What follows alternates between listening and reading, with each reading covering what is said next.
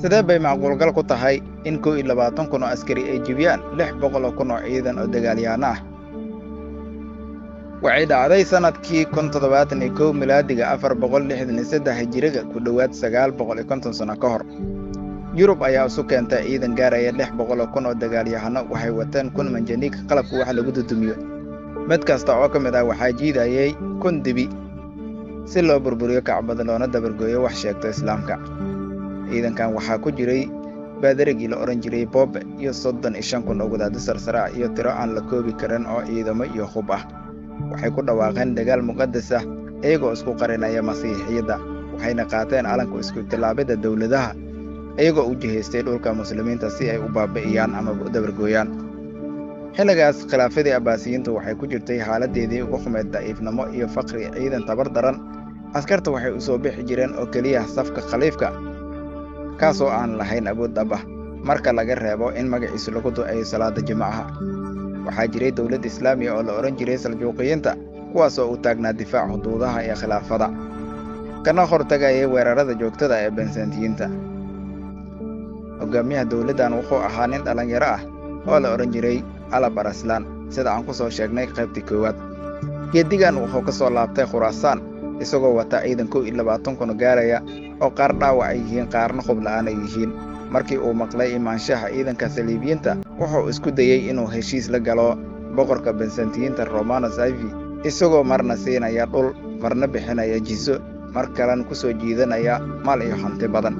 Laakiin boqorka Byzantiyiintu wuu diiday, isagoo kibir ku sheegay in ciidankan ay u yimaadeen inay dabargooyaan muslimiinta oo burburiyaan barakadooda, taasina ay tahay waxa uu doonayo. Markaas ayuu Alab Arslan murugooday, wuxuuna war u diray khaliifka si uu gargaar uga helo, balse wax jawaab ah kama helin sababo la xiriira daciifnimo iyo tabar yari ciidan.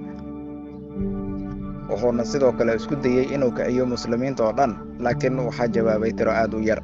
Wuxuu u tagay sheekhiisii Abu Naasir Moxamed bin Cabdulmaalik al-Bukhaari si uu talo uga helo, wuxuuna ku dhiirigeliyey jihaadka iyo difaaca diinta Islaamka.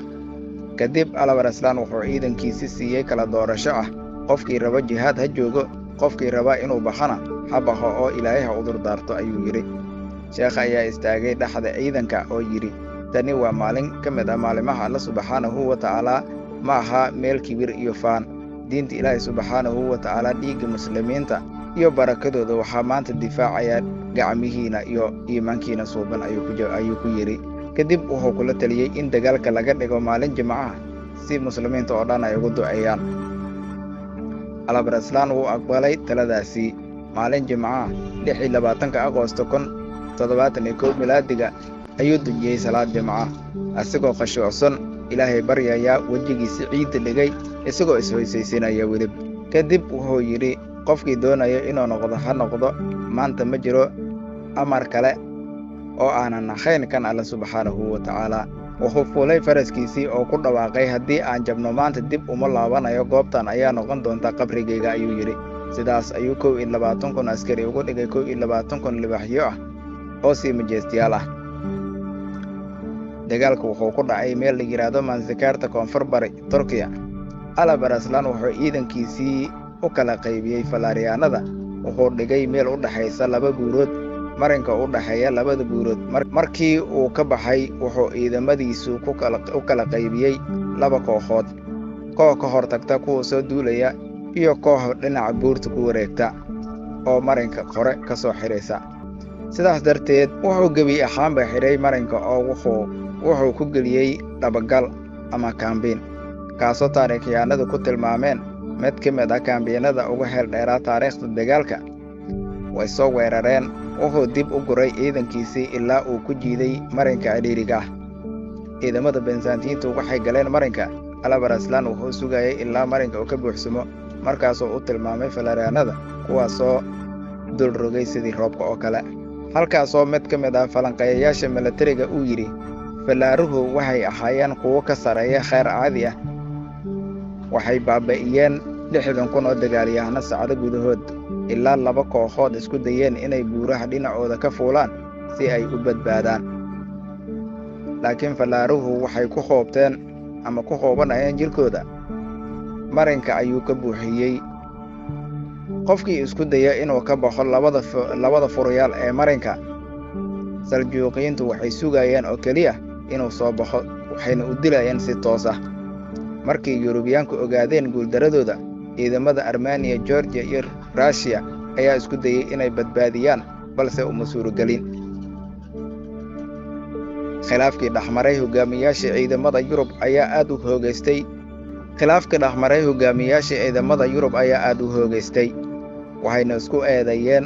Ugu dambeyntii waxayna ku noqdeen dalkooda iyagoo guuldaraystay, iyagoo ka tegay inta kale ee ciidanka Byzantine-ta, taasoo keentay in Alab Arslan oo gebi ahaanba baabi'iyo, iyadoo la qabsaday boqorkii Byzantine-ta Romanus IV. Wuxuu ahaa maalin ka mid ah maalimaha Alle Subxaanahu wa Tacaala. Ma qof baa malaysan karaa waxa ku dhacay? Ma aqli iyo xisaab dhuleed baa lagu qiyaasi karaa in 21,000 oo dagaalyahan saacado gudahood ay ku baabi'iyaan 60,000 oo Yurubyaan ah oo dhiigga iyo nacaybka buux dhaafiyey? Waa sheeko la yaab leh. Haddii muslimiinta ay midoobaan, meel kasta ay joogaan, wax kasta waa ay iska difaaci karaan. sidaas iyo nabadgelyo. Fadlan haddii aad nagu cusub tahay, subscribe noo saar. Haddii aad horey noola joogtay, noo like garay si uu meel dheer fiidiyowga u gaaro. Asalaamu calaykum waraxmatullaahi wabarakaatu. Waxaan soo wada gaarnay qaybtii gabagabada. Fadlan haddii aad nagu cusub tahay, nagu soo biir. Haddii aad hore noola joogtayna, inoo like garay. waad ku mahadsan tahay dulqaadkaada iyo qaabka quruxda badan aad noola socotid. Waxaan kuu rajaynayaa guul. Asalaamu calaykum waraxmatullaahi wabarakaatu.